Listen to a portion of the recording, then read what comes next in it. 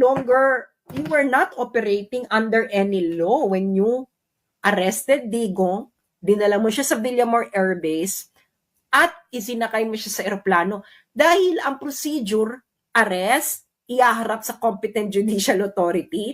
Ang competent judicial authority, titingnan yung warrant, titingnan yung procedures in accordance with the law ng Pilipinas kung nag-comply. At ikatlo, doon magre-request si Digong ng interim release. Karapatan niya yun, nakalagay dito. Nirespeto nyo ba? Kayong mga sundalo at mga pulis, sinong nag-utos sa inyo para labagin mismo ang batas ng ICC? Remember, Duterte is still innocent. Because he's not convicted. Pero tinrato ninyo siyang convicted. Is that correct? Duterte will be returned. Okay? If alive, maybe itong mga taong to will have mercy. Kaya kayong mga taga Mindanao na nakikinig sa akin, naiintindihan niyo ba yung sinabi ko? Ginago ang kauna-unahang presidente ng Mindanao. Malinaw ang pagkakadiscuss ko dito. Very tight. Malinaw ang proceedings. Hindi ginawa. You all have the right to be angry because everything that happened is a fruit of a poisonous tree. Everything that happened has no legitimate seed. Ergo. Diba? Tama? Yung mga dyan, law professors. If something is a fruit of a poisonous tree, the proceedings leading to that something is what? Basic yan, di ba? Basic yan sa law. If something is a fruit of a poisonous tree, and what happens to the proceedings leading to the something? Void. Illegal. Not accordance to law. Parte ito ng law. Dapat hinirap nyo si Duterte in front of the competent judicial authority. Nakaligtaan. Either nakaligtaan nila dahil high or hindi nila binasa yung batas. Pasensya na. Ganyan talaga mga noise. Yeah. Okay. I-share nyo i-click share, ayan, sa lahat ng mga taong gustong matuto nang hindi kayo ginagawang mangmang ng gobyerno ni Bongbong Budolero. Okay, i-share nyo na po, ayan. Ano ba, nandito na ba lahat ng noisy? Kung nandito na po ang lahat ng noisy, pakitype po present. Okay, again, magkakaroon tayo na class attendance. Present na ba lahat ng noisy? Present na ba lahat ng noisy? Kung present na ang mga noisy, pakitype po, present. Ayan. May matutunan naman kayo. Okay? Yung mga nagsasalita dyan, wala sila alam sa international law, lalo na yung hey Daria. Okay. Alam mo, eto lang makikinig kayo sa akin. Okay? Ang procedure sa ICC, it's a criminal procedure. Okay? Tanungin nyo kahit sinong lawyer, judge, sasabihin ko sa inyong ito. Mag-agree sila sa akin. Sa kahit anong criminal trial, actually, pabor ito parate sa accused. Yung karapatan ng accused talaga, sinisecure talaga yan. Always remember that. Because no one can be deprived of life, liberty, and property without due process of law. And that applies in the ICC. Ang ICC, it's simple an extension of common criminal law principles sa buong mundo. Okay? So, kasama yan, yung principle na yan, na the rights of the accused will be respected at all times, all throughout the proceedings. Because ang standard ng criminal law ay anong standard ng criminal law in order for you to be convicted? Proof beyond reasonable doubt. Hindi lang proof beyond reasonable doubt. Kailangan the entire proceedings has been fair. Okay? Ngayon, merong rules. Okay? May rules of court. Yung mga lawyers dyan, makinig kayo. Alam nyo ito. Huwag tayong magmaang-maangan. Kahit yung mga din-din dyan na hindi ko na sabihin, pero may kapitbahay ako na nang molesta siya ng estudyante niya nung 80s. Charot. Anyway, meron yung rules, di ba may rules of court nga tayo eh. Papaliwanag ko lang kayo sa Pilipinas ha. And this applies to all criminal, in all jurisdictions. Yung procedural fairness, ibig sabihin, the entire procedure, dapat irespeto ito. Dapat, kasi nga dinideprive mo yung tao ng liberty eh. So dapat, meron kang justification kung bakit may dideprive yung liberty ng tao. And dapat, ito ay compliant sa kanyang karapatan. Okay? Lalo na accused pa lang eh. Duterte is still an accused person. Hindi pa po siya convicted. Kaya, yung buong karapatan niya, applicable. Okay? Only when you are convicted that your rights are actually curtailed. That's very basic principle in criminal law. Kaya naman mga law din dyan. Don't use your emotions. Use your logic. Okay. Now, ipapaliwanag ko sa inyo ang nangyari. Okay? Eto, malinaw na malinaw sa inyong lahat ang nangyari. Kayong mga pulis, makinig kayo. AFP, makinig kayo. Okay? I-share nyo ito sa mga sundalo ninyong kasama. Dahil yung commander-in-chief ninyo, inabuso kayo. Hindi sila nag-comply sa arrest proceedings mismo ng ICC. Ikaw, Enrile, makinig ka. Okay, may mga pa-comment pa ka pa na international law. Hindi mo naman alam yung international law. Enrile, makinig ka nang may matutunan ka. Diyos mio. Okay. Eto bibigyan natin yung facts. Okay, facts muna tayo, facts. Okay, anong ginawa nila? Inaresto nila si Digong. Dinala saan? Dinala si Digong pagka-aresto. Saan? Saan dinala? Isulat nyo nga, saan dinala si Digong nung inaresto siya? Saan siya dinala? Saan po siya dinala? Saan po siya dinala? Si Digong nung inaresto siya. Saan siya dinala? Hindi ba sa Villamor Air Base? Dinala si Digong nung inaresto siya by virtue of arrest warrant ng ICC. Dinala siya sa Villamor Air Base. Tapos nandun si Torres, binabasa-basahan pa niya ng right si Digong. Tapos si Digong ay isinakay sa aeroplano at inilabas sa Pilipinas, and the airplane now is going to on route to Rotterdam sa Netherlands. Okay, Rotterdam is just a city next to The Hague. Kaya sa Rotterdam yung dinala kasi I believe ang Rotterdam ang airport sa Rotterdam ang tumatanggap ng chartered flights. Anyway, so yun ang facts. May ICC arrest warrant daw.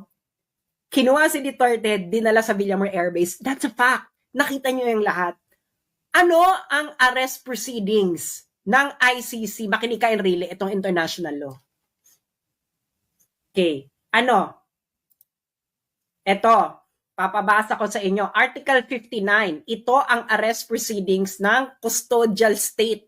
Ito ang batas. Enrile, itong international law. Makinig katanda. Article 59 ng ICC. Meron pong procedure of arresting an accused. Okay, meron. Batas ito na. Let's work under the condition na nasa jurisdiction tayo ng ICC. Kaya kung wala tayo sa jurisdiction, edi lalong mas mali yung pagkakaresto nila.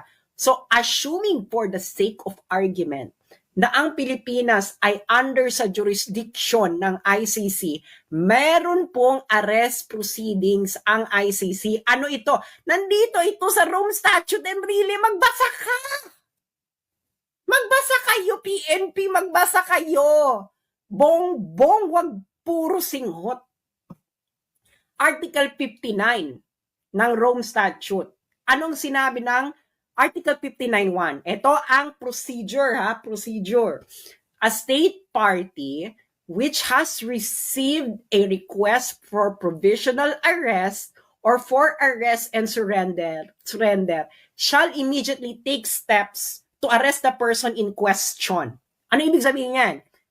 Pag naka-receive ka, arrestin mo kagad. Correct. Sabihin natin, correct yung ginawa nila. Inaresto nila. Nakatanggap sila ng warrant of arrest. Inaresto nila. Pero may next step, mga friends. May next step pag inaresto mo. Ano ang step 2? Step 2. A person arrested shall be brought promptly before the competent judicial authority in the custodial state, which shall determine in accordance with the law of the state that 1. A. Warrant applies to the person. 2. The person has been arrested in accordance with the proper process. And C. The person's right have been respected. Step 2 pa lang tayo. Anong sabi nito? Tatagalogin ko. Pag ikaw ay inaresto, anong dapat ang gagawin sa'yo ng arresting officer? Dadalin ka sa harapan ng competent judicial authority. Ibig sabihin, si Digong dapat dinala saan? Sa hukuman ng Pilipinas. Sa harapan ng hukuman ng Pilipinas. Pero anong ginawa nila? Saan nila dinala si Digong? Sa Villamor Air Base. Kailan naman naging korte ang Villamor Air Base? Napakalinaw dito, mga engot kayo. ICC law ito. Ito ang ICC procedure. Ito yung pinagmamalaki ninyo. Violate nyo yung law. Number 1 violation. Hindi nyo dinala si Digong sa harapan ng competent judicial authority. Yung competent judicial authority na yun, which is ang ating korte, dapat ididetermina ng competent judicial authority ng Pilipinas na 1, na ang warrant ay nag-a-apply kay Duterte, and number 2, na yung naaresto si Duterte has been accordance with the proper process. Was it proper process? Hindi mo nga dinala sa harapan ng competent judicial authority. Torres, tanga ka! Ikaw ang may kasalanan nito. Ignorance of the law. What? Excuses no one. Nasa batas ng ICC, Torres, Bongbong Marcos, na pag inaresto mo, may inaresto ka na may warrant of arrest from the ICC, dadalhin mo yung inaresto mo dapat sa harapan ng competent judicial authority sa bansa mo. Yaan ang nasa batas ng ICC. You violated it. You violated it. Okay. Di ba? Violated na. Kita niyong lahat. Saan dinala si Digong? Dinala ba si Digong sa harapan ng competent judicial authority? No! Kitang-kita niyong lahat. Siya dinala sa Villamor Air Base. Hindi ba? Villamor Air Base. Villamor Air Base is not a competent judicial authority. The AFP, na yun ang pugad ng AFP, Villamor Air Base is not a competent judicial authority. Torres is not a competent judicial authority. Sino lang ang competent judicial authority sa Pilipinas? Nasaan ang judicial power sa Pilipinas? Nasa Supreme Court and the courts. Dinala ba nila sa kahit anong korte sa Pilipinas si Duterte? No. So they violated ICC rules already. Doon pa lang. They violated procedures. At alam to ng mga lawyers, if you violated a procedure, anong mangyayari sa kaso? Diba? If things are fair, anong mangyayari? Tanungin nyo sa mga lawyers. Tanungin ninyo sa mga law din. Kung sinabi kong sila na sasabihin nila hindi madidismiss, you are not acting on jurisprudence. Ayan o, in accordance with the law of the state, ibig sabihin in accordance sa law ng Pilipinas, ididetermine na pa ng korte ng Pilipinas dapat na yung warrant ay nag-a-apply kay Duterte. Second, na yung pagkaka-aresto kay Duterte ay dumaan sa proper process. At number 3, na ang rights ng arrested ni Duterte ay dapat respected. Ididetermine na pa yun ng court. Anong ginawa nila, Bongbong? Anong ginawa ng AFP? Anong ginawa ninyo mga polis? Ipinasok nyo si Duterte sa eroplano at inilipad nyo palabas. Is this according to the arrest proceedings ng ICC? No. Is it according to the arrest proceedings ng Pilipinas? No. So kayong mga polis, kayong AFP, anong batas ang sinusunod ninyo, mga putang ina kayo? Sabihin nyo sa mga Pilipino, anong batas ang sinusunod ninyong mga putang ina kayong mga sundalo at mga pulis sa ginawa nyo kay Duterte? Batas ng Pilipinas? Definitely no. Batas ng ICC? Definitely no. Dahil ayon mismo sa ICC, dapat ang inaresto ninyo ay dinala mismo sa harapan ng competent judicial authority ng Pilipinas. At yung competent judicial authority na yon, dapat ay aalamin pa na ang warrant ay nag-a-apply kay Duterte, ang arrest proceedings ay ay proper, at ikatlo, ang rights ni Duterte ay respected. Hindi nyo ginawa yan. So definitely, kayong mga sundalo, kayong mga pulis, anong batas ang sinusunod nyo? Explain it to the Filipino people. What was the law did you follow? What was the law did you follow? Illegal. Everything that you did is illegal.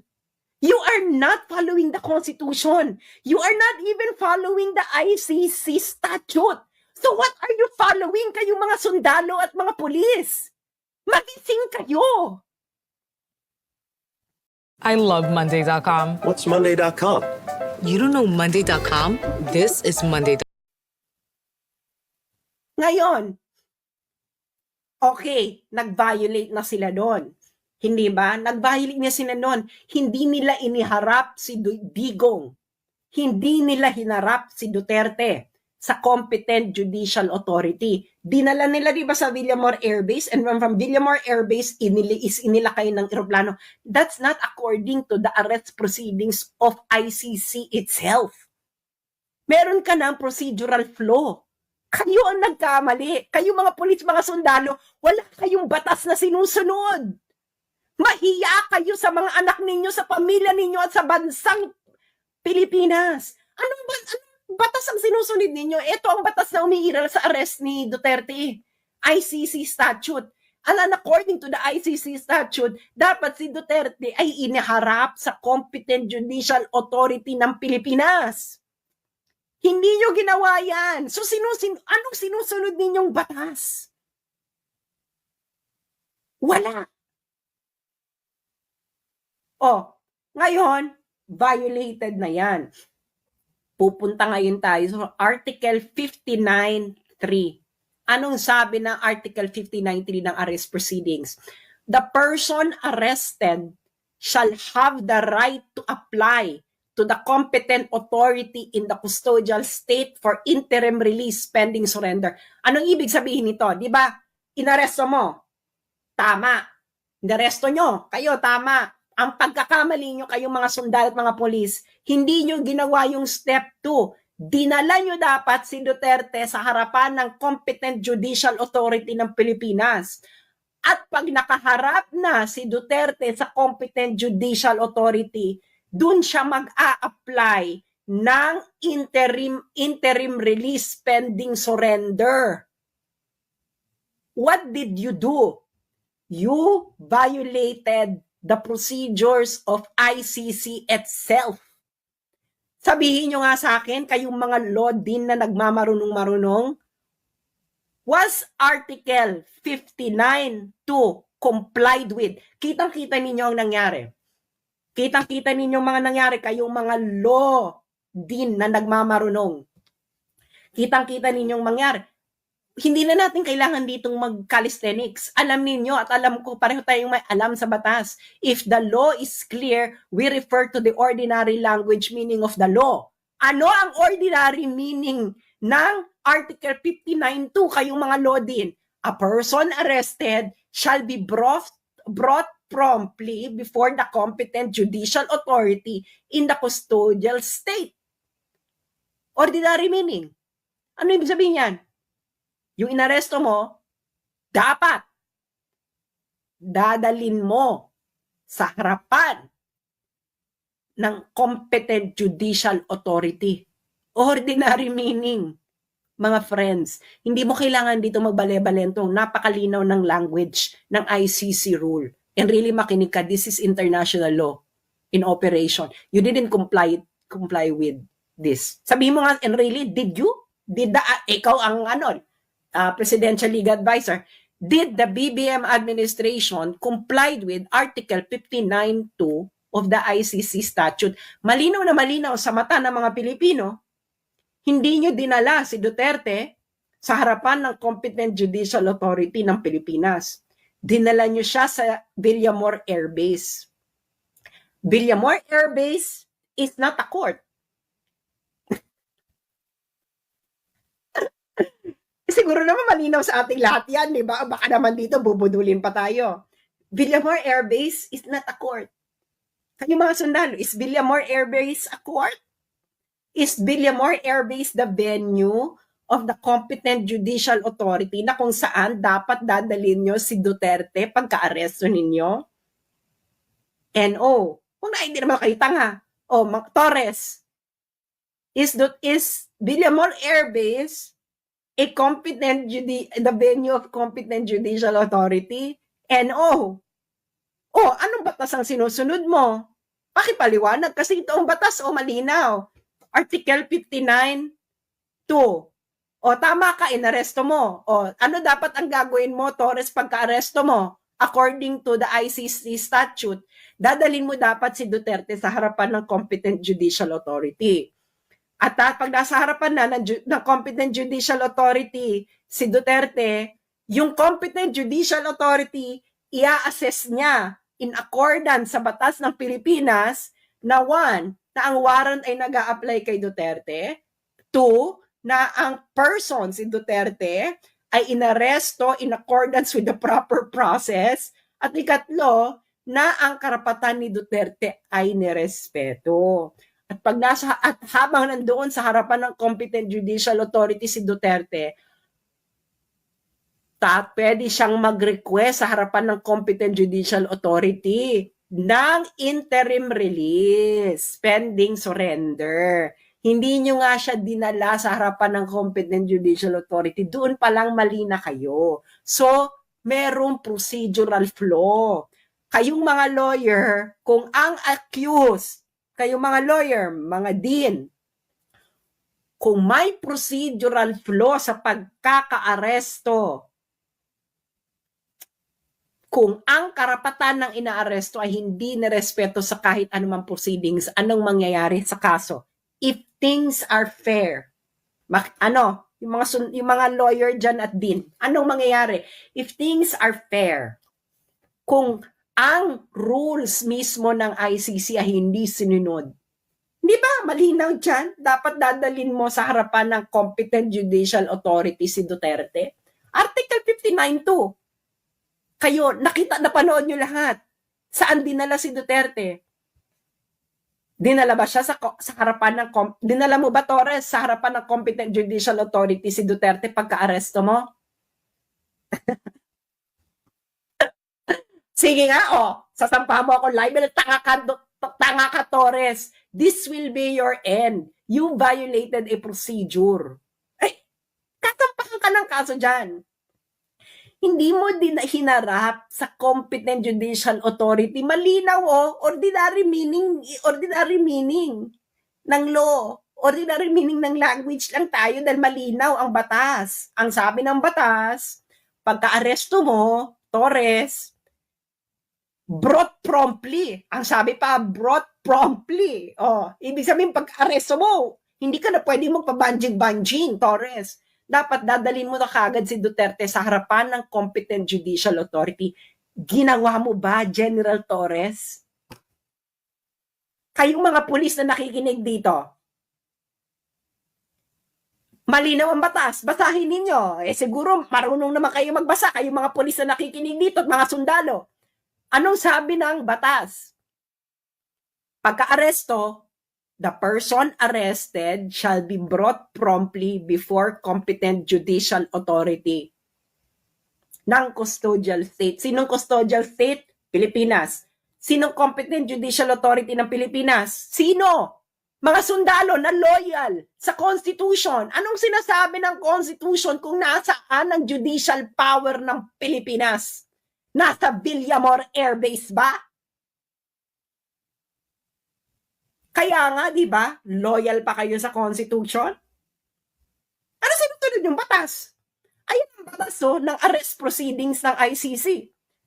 Yung inaresto ninyo, dadalin mo dapat sa harapan ng competent judicial authority ng Pilipinas. Ginawa nyo? Hindi nyo ginawa. Ano ang Villamor Air Base? Nasaan ang judicial authority ng Pilipinas according to the Constitution na dapat loyal kayong mga sundalo at pulis? Nasa judiciary. Nasaan ang venue ng judiciary? Nasa Villamor Air Base? Wala. So hindi na kayo loyal sa Constitution. Tama? Kasi kung loyal kayo sa Constitution, dapat sinunod nyo yung batas ng ICC. Hindi ba? Kayo mga pro-ICC. Ito ang mga sinasabi ko sa inyo Hindi nyo alam mga pinagsasabi ninyo. Siyempre, hayaan mo na kayo magkamali bago kayo i-correct, di ba? Hindi nyo inalam, may batas pala ang pag-aresto. Really? Meron palang international law ng pag-aresto dapat kay Duterte. Hindi mo sinunod. Ano ba yan? Ano ba kung ginawa mong advice? Ayan, malinaw, dapat iharap si Duterte in front of a competent judicial authority. You didn't do it. Dinala mo sa Villamor Air Base. Anong legal calisthenics ang gagawin ninyo kung bakit justified yung violate ninyo ng Article 59.2? Article 59.2 pa lang. Hindi pa tayo pupunta sa Article 59.3. Dalawa na. This is assuming na may jurisdiction ang ICC. Ngayon, assuming na meron jurisdiction, nag-comply ba kayo sa Article 59.2 and then Article 59.3? No! So kayong mga lawyer na nakikinig, kayong mga law din, mga law students, kung may kliyente ka at binayolate ang Article 59.2 at Article 59.3 ng karapatan ng iyong kliyente, anong gagawin mo? At if all things are fair, kayong mga retired judges, ano ang desisyon? Hindi ba sa Pilipinas? Akala nyo wala akong alam.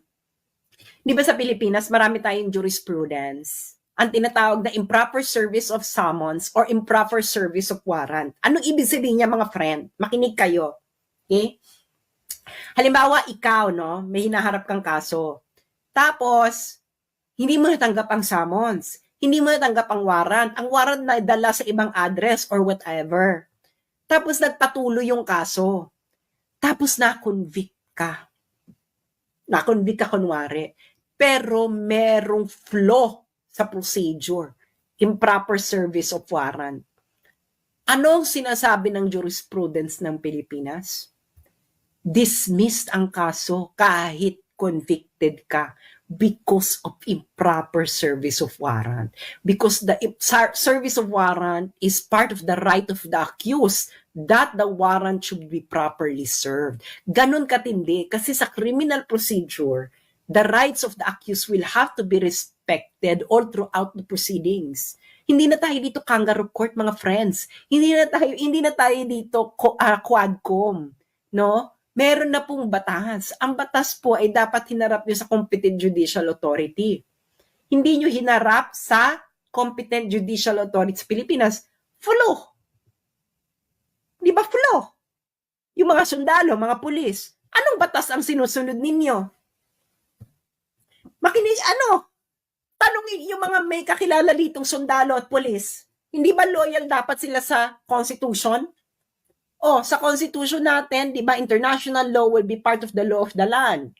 Di ba, general principles, di ba? General principles of international law will be part of the law of the land. Kaya nga sinasabi nila, ICC is part of the law of the land, emerald. Di dapat part ito ng law of the land natin, Article 59.2. ICC law ito ng Rome ng arrest proceedings ng ICC. Paano yan, mga sundalo? Meron bang batas sa Pilipinas na nag-justify sa ginawa nyo kay Duterte? Wala.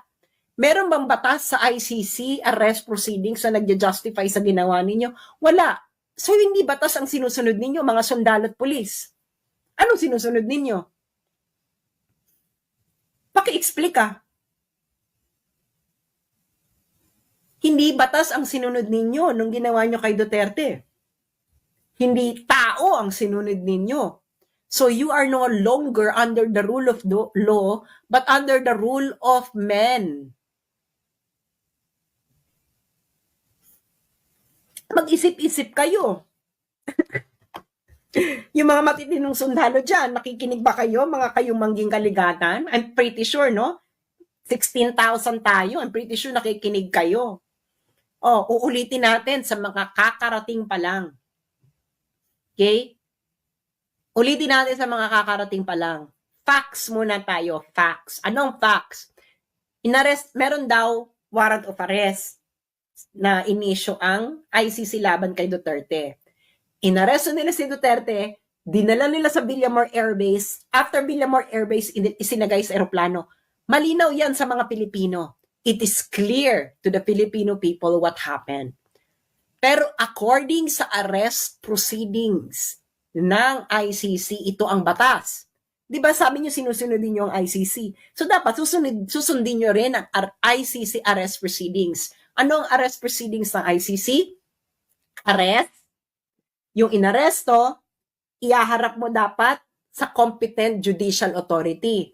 Ang competent judicial authority, titingnan ang warrant. Okay, titingnan ng competent judicial authority ng Pilipinas na yung warrant ba ay applicable sa person, ang pag-aresto ba ay in accordance with proper process, at nirespeto ba ang rights ng inaresto in accordance with the local law.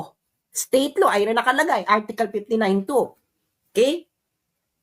Pagkatapos niyan, habang nakaharap si Duterte sa competent judicial authority ng Pilipinas, doon siya magre-request ng interim release. Ngayon, ang korte ipaprocess yung interim release. I-determine na kung may grounds ba for interim release, etc. Sinunod niyo ba ang arrest proceedings ng ICC? I am operating under your assumption na may jurisdiction ng ICC. Kung may jurisdiction ang ICC sa Pilipinas, then dapat nag-ooperate ka according to arrest proceedings ng ICC. Hindi ka nag-operate. Nilabag mo yung arrest proceedings. Wala ito sa batas ng Pilipinas. So si Torres, anong batas ang sinusunod niya? Ignorance of the law, Torres, excuses no one. Ignorant ka, Torres, sa batas na pinapatupad mo, which according to you is the law of ICC. But according to the law of ICC, Torres, at kayong mga sundalo at mga pulis dyan, dapat hinarap ninyo si Duterte sa competent judicial authority. Pero ang ginawa ninyo, inilagak nyo siya sa Villamor Air Base.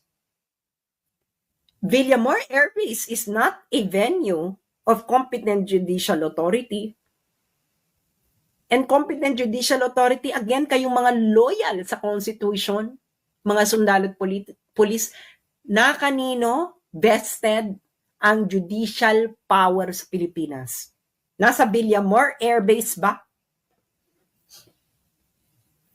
Napakalinaw, hindi ba? Oh. So, sa makatiwid, ginago ninyo ang mga Pilipino. Ginagago ninyo ang mga sarili ninyo.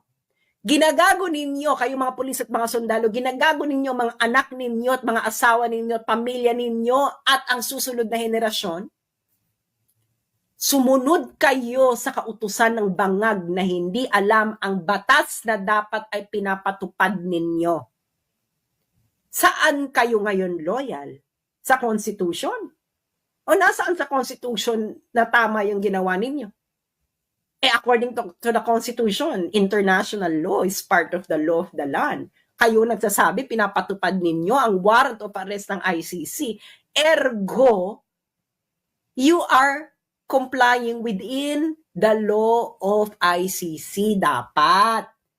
Nag-comply ba kayo? No. Ba't hindi kayo nag-comply? Dahil hindi nyo alam ang batas. Is that an excuse? Ignorance of the law excuses no one. Oh, nagpagamit kayo kasi sa mga politiko. Ngayon, etong mangyayari dyan, mga sundalo, mga pulis, mag-isip-isip na kayo. The first defense of Duterte is the violation of Article 59.2. ICC ngayon ay mapupunta sa hotspot kasi malinaw na malinaw. Hindi hinarap si Duterte sa harapan ng competent judicial authority ng Pilipinas.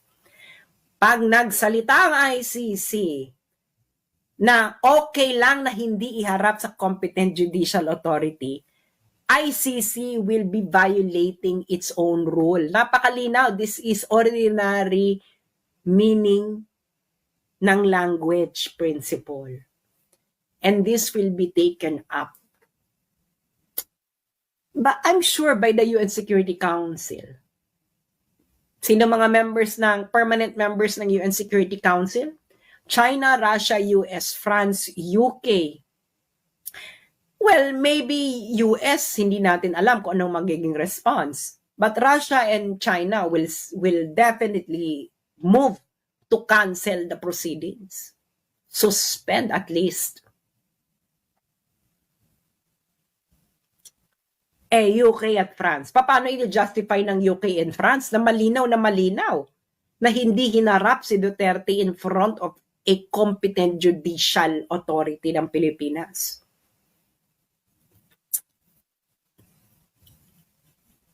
Ano? Sige nga, anong legal calisthenics ang gagawin ninyo?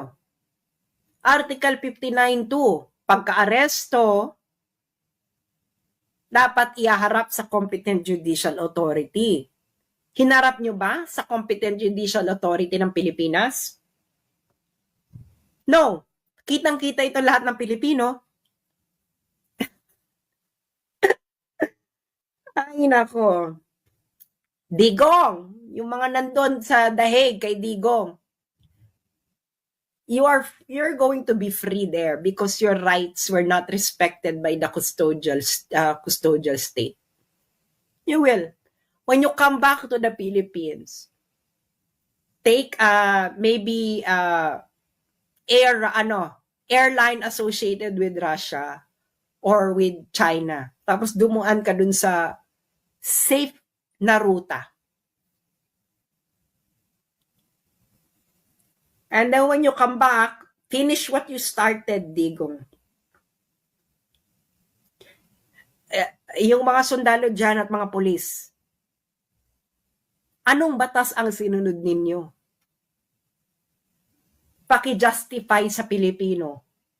According to the ICC statute, Article 59.2, pagka-aresto, iyaharap nyo dapat sa competent judicial authority yung inaresto ninyo. Ginawa nyo ba? Bakit hindi nyo ginawa? Walang nag-inform sa inyo. Aba, ignorance of the law doesn't excuse anyone. You were not operating under any law when you arrested Digong, dinala mo siya sa Villamor Air Base, at isinakay mo siya sa eroplano dahil ang procedure, arrest, ihaharap sa competent judicial authority. Ang competent judicial authority, titingnan yung warrant, titingnan yung procedures in accordance with the law ng Pilipinas kung nag-comply. At ikatlo, doon magre-request si Digong ng interim release. Karapatan niya yun, nakalagay dito. Nirespeto nyo ba? Kayong mga sundalo at mga pulis, sinong nag-utos sa inyo para labagin mismo ang batas ng ICC? Remember, Duterte is still innocent. because he's not convicted. Pero tinraton ninyo siyang convicted. Is that correct? Duterte will be returned. Okay? If alive, maybe itong mga taong to will have mercy.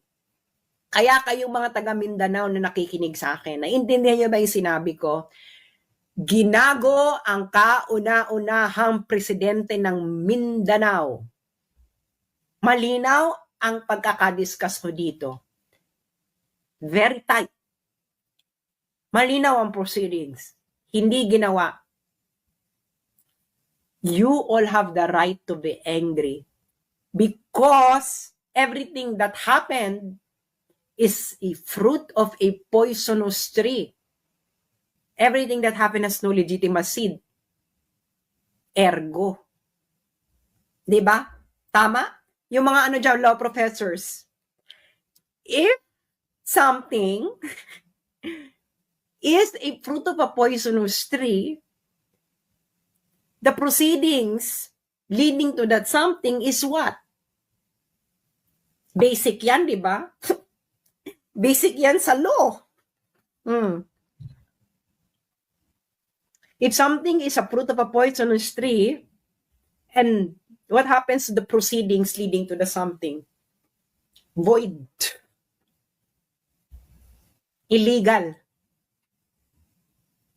Not accordance to law. Parte ito ng law. Dapat hinirap nyo si Duterte in front of the competent judicial authority. Nakaligtaan. Either nakaligtaan nila dahil high or hindi nila binasa yung batas.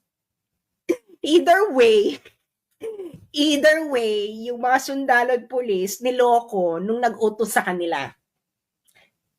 Uto-uto naman kayo. For me, uto-uto kayo. Yung mga sundalo, mga pulis na inaresto, nagpauto kayo. Either nagpauto kayo sa bangag or nagpauto kayo sa walang alam sa batas sa ICC. Kung both, mas malala. Bangag na, wala pang alam sa batas ng ICC. So mag-isip-isip na kayong mga sundalo at mga pulis kung anong pinaggagawa sa ininyo. Ewan ko sa inyo. Duterte, this is the first thing na titingnan. Diba? Binayolate na karapatan mo. Binayolate yung karapatan mo Fruit of a poisonous tree. So yun lamang po. At maraming salamat. Keep sharing. At yung mga pulis at sundalo dyan. Yung mga law din. Malinaw ang facts. Mga dean ng mga law schools. Malinaw ang facts, hindi ba? Inaresto si Duterte, dinala sa Villamor Air Base, isinakay sa eroplano. Yung mga law din dyan, kung tunay kayong may alam sa batas, anong sinasabi ng ICC law? Pag-aresto, ihaharap sa competent judicial authority. After pagharap sa judicial authority, yung judicial authority i-determine na kung yung warrant ba ay para dun sa tao, proper ba yung pag-aresto, at nirespeto ba yung karapatan. And after nun, may karapatan si Duterte humiling ng interim release. Kayong mga law din, napakasimple nito. Hindi ba? The wording of the law is not ambiguous. Ang facts ng nakita ninyo kahapon, judge it according to the law of ICC on arrest proceedings. Did the facts yesterday comply with the arrest proceedings ng ICC? Napakasimpleng tanong. Kahit siguro first day law student masasagot. Diba? Tanong, yan ang pagdebatihan nyo ngayon. Facts. Inaresto, dinala sa Villamor Air Base, isinakay sa eroplano, tinakas, inilabas ng Pilipinas. Ano ang batas? Arrest, present promptly before a competent judicial authority. Competent judicial authority will look at the warrant, will look at the proceedings ng pagkakaaresto, titingnan kung nirespeto ang karapatan ng accused, and the accused can request interim release. Kasama sa karapatan niya yon. Again, law din ng lahat ng law school sa Pilipinas. Facts, kahapon, inaresto, dinala sa Villamor Air Base, isinakay sa eroplano, inalabas sa Pilipinas. Batas, arrest, iharap sa competent judicial authority bubusisiin ang warrant, ang pagkakaaresto, at kung na-comply ba ang rights ng accused. At doon, pwedeng mag-request si Duterte ng interim release before surrender sa ICC. Tanong, yung law and facts, magkatugma? Kung ang law at ang fact ay hindi magkatugma, sino dapat manaig? Ang law, di ba?